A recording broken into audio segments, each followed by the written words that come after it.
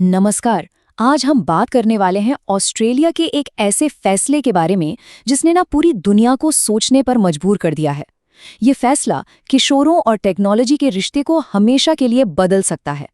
तो चलिए समझते हैं कि आखिर इस ऐतिहासिक कदम के पीछे की असली वजह है क्या। तो बात है 2024 के आखिर की, जब ऑस्ट्रेलिया ने कुछ ऐसा किया जिसके बारे में किसी ने सोचा भी नहीं था।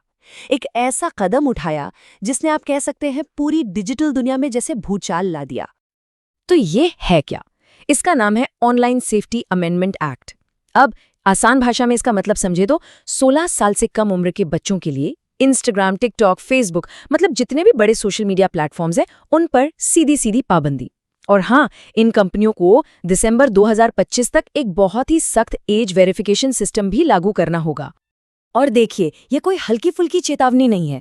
अगर कोई प्लेटफॉर्म नियम नहीं मानता तो उस पर 49.5 मिलियन ऑस्ट्रेलियन डॉलर्स तक का, जी हाँ, इतना भारी जुर्माना लग सकता है। इससे साफ पता चलता है कि सरकार इस मामले को लेकर कितनी कितनी ज्यादा सीरियस है। तो सवाल यही है कि आखिर ऐसी क्या नौबत आ गई, मतलब इतना सख्त कदम उठाने की जरूरत पड़ी ही क्यों?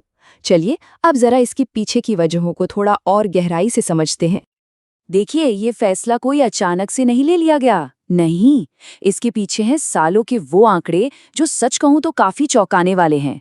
ये डेटा साफ साफ दिखाता है कि जैसे जैसे सोशल मीडिया का इस्तेमाल बढ़ा है, वैसे वैसे ही किशोरों में एंग्जाइटी और डिप्रेशन के मामले भी आसमान छूने लगे हैं।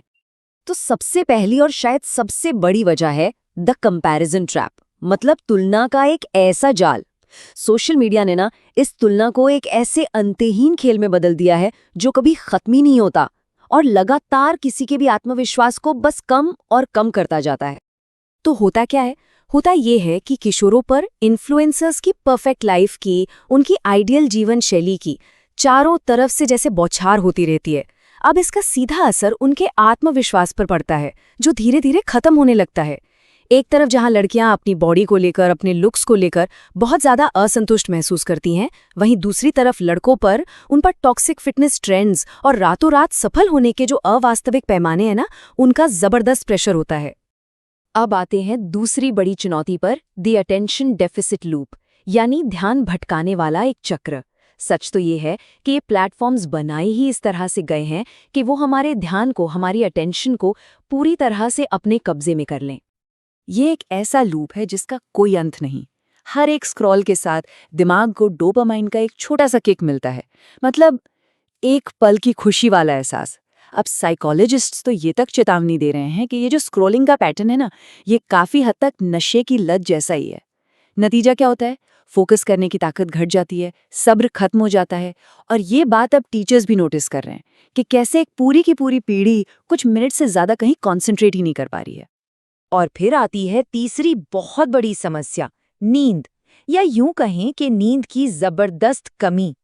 ये जो देर रात तक स्क्रोलिंग करने की आदत है ना, ये अब कोई मजाक नहीं रह गई है। ये किशोरों के लिए एक रियल हेल्थ क्राइसिस, एक वास्तविक स्वास्थ्य संकट बन चुका है। सोचिए, देर रात तक सोशल मीडिया इस्तेमाल करने से होता क्या है? सबसे पहले तो नींद का जो नेचुरल साइकिल है वो पूरी तरह बिगड़ जाता है। फिर इससे आती है थकान, चिड़चिड़ापन और पढ़ाई में भी प्रदर्शन खराब होने लगता है। और बात यहीं खत्म नहीं होती। नींद की कमी एंग्जाइटी और डिप्रेशन को और भी ज्यादा बढ़ा देती है। और बस ये एक ऐसा विशियस साइकिल, एक ऐसा दुष्चक्र बन जाता है जिससे बाहर निकलना लगभग नामुमकिन सा हो जाता है। इसके बाद एक और बहुत बड़ी समस्या सामने आती है, साइबर बुलिंग और ऑनलाइन प्रेशर। सच तो ये है कि इस डिजिटल दुनिया ने क्रूरता और सामाजिक दबाव के बीच की जो लाइन थी ना, उसे लगभग मिटा ही दिया है। अब सोचिए, पहले स्कूल की घंटी बजते ही बदमाशी खत्म हो जाती थी, पर अब ऐसा नहीं है। अब ये बच्चों का पीछा उनके घर तक करती है, उनके अपने पर्सनल स्पेस तक, उनके बेडरूम तक। ऊपर से हमेशा कुछ ना कुछ पोस्ट करने का, परफॉर्म करने का और रेलेवेंट बने रहने का जो प्रेशर है, वो अलग। नतीजा ये होता है कि किसी की भी सेल्फ वर्थ, मतलब अपनी ही कीमत, अब व्यूज और फॉलोअर्स जैसे पब्लिक मैट्रिक से मापी जाने लगी है। और ये सारी बातें हमें सोशल मीडिया के सबसे बड़े पैराडॉक्स, सबसे बड़े विरोधाभास पर लाकर खड़ा कर देती हैं। कितनी अजीब बात है ना कि ये प्लेटफॉर्म्स बनाए तो गए थे हमें एक दूसरे से जोड़ने के लिए, लेकिन अक्सर इसका नतीजा ठीक उल्टा ही निकलता है। पहले से कहीं ज्यादा जुड़े हुए, फिर भी पहले से कहीं ज्यादा अकेले। इस लाइन पर जरा रुक कर सोचिए। आज के किशोरों के हजारों डिजिटल दोस्त हो सकते हैं, फॉलोअर्स हो सकते हैं, लेकिन अंदर से, इमोशनली, वो शायद पहले से कहीं ज्यादा अकेला महसूस करते हैं। और फर्क यहीं पर साफ दिखता है। एक तरफ है हजारों फॉलोअर्स और दूसरी तरफ है एक सच्चा गहरा कनेक्शन।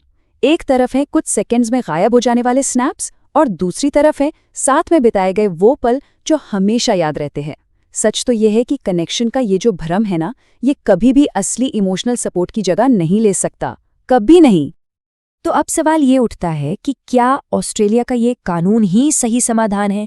क्या ये एक परफेक्ट फिक्स है या फिर इसमें भी कुछ खामियां हैं? क्या इस तरह ऊपर से एक बैन लगा देना ही सबसे असरदार तरीका है? देखिए, यहाँ हमें सिक्के के दोनों पहलुओं को देखना होगा। जो लोग इस बैन के पक्ष में हैं, उनका कहना है कि ये कानून कमजोर युवा मन की रक्षा करता है और इन बड़ी बड़ी कंपनियों को जवाबदेह बनाता है। बिल्कुल सही बात है। लेकिन जो लोग इसके खिलाफ हैं, उनका तर्क भी दमदार है। वो कहते हैं कि बच्चे तो कोई ना कोई जुगाड़, कोई ना कोई रास्ता निकाल ही लेंगे। और इससे भी बड़ी बात, इस बैन की वजह से उन ऑनलाइन सपोर्ट कम्युनिटीज तक पहुंच भी बंद हो सकती है, जो बहुत से लोगों के लिए एक लाइफलाइन की तरह है। तो अगर सिर्फ कानून बना देना ही एकमात्र रास्ता नहीं है, तो फिर आगे का रास्ता क्या है? शायद इसका जवाब बैन लगाने में नहीं, बल्कि अवेयरनेस फैलाने में, जागरूकता में छिपा है। आइडिया ये है कि रोक टोक से कहीं ज्यादा ताकतवर है सही शिक्षा। और यहाँ एक बात साफ समझनी होगी, लक्ष्य बच्चों को डिजिटल दुनिया से काटना नहीं है, बिल्कुल नहीं, बल्कि उन्हें इस दुनिया के लिए तैयार करना है। समाधान उन्हें बचाने में नहीं, बल्कि उन्हें ज्ञान देकर एम्पावर करने में है। तो ये तैयारी कैसे हो सकती है? इसके लिए ये 4 कदम सुझाए गए हैं। पहला, गेटकीपर यानी पहरेदार बनने की बजाय एक गाइड बने जो रास्ता दिखाए। दूसरा, बच्चों को डिजिटल लिटरेसी सिखाएं, मतलब उन्हें समझाएं कि ये एल्गोरिदम कैसे काम करते हैं, ये ऐप्स उन्हें क्या और क्यों दिखाते हैं। तीसरा, उनसे खुलकर बात करें, एक ऐसा माहौल बनाएं जहां वो बिना डरे अपनी बात रख सकें। और चौथा और सबसे जरूरी, खुद एक अच्छा उदाहरण बने। टेक्नोलॉजी से दूर रहने का समय तय करें, हेल्दी बाउंड्रीज बनाएं। और अंत में ये एक बहुत ही पावरफुल बात है, असली विलेन इंटरनेट नहीं है, असली विलेन है अज्ञानता। और यही इस पूरे बातचीत का सार है कि इस डिजिटल दुनिया में सुरक्षित रहने की चाबी समझदारी और सचेत होकर इसका इस्तेमाल करने में ही है। तो हम इस विश्लेषण को एक बहुत ही जरूरी सवाल के साथ खत्म करते हैं। क्या हमारी अटेंशन, हमारा ध्यान ही आज की नई जंग का मैदान है? ये एक ऐसा सवाल है जो हमें ना सिर्फ इस मुद्दे के बारे में, बल्कि हमारे अपने ध्यान की कीमत के बारे में भी सोचने पर मजबूर करता है।